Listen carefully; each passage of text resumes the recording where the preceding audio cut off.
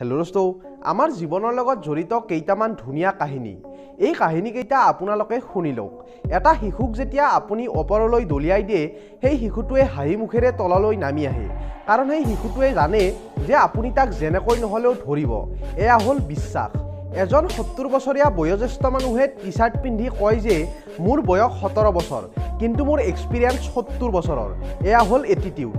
আমি সকলোৱে শুনি থাকোঁ যে বিয়াৰ পিছত এজন মানুহৰ জীৱনটো অশান্তিময় হয়, তথাপিও কিন্তু আমি বিয়া পাতোঁ।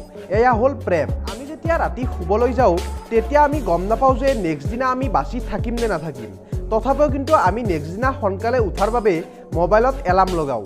এয়া হ'ল আশা। প্ৰথমতে আমাৰ কাৰোৰে টকা ইনকাম কৰাৰ বাবে কোনো ধৰণৰ এক্সপিৰিয়েঞ্চ নাইবা জ্ঞান নাথাকে, তথাপিও আমি ভাবোঁ যে বহুত বেছি কষ্ট কৰিম আৰু আমাৰ ডাঙৰ ডাঙৰ সপোনবোৰ এদিন হ'লেও পূৰণ কৰিম। এয়া হ'ল কনফিডেঞ্চ। যদি ভাল লাগিল তেন্তে ফ'ল' আৰু ছাবস্ক্ৰাইব কৰিব। ধন্যবাদ।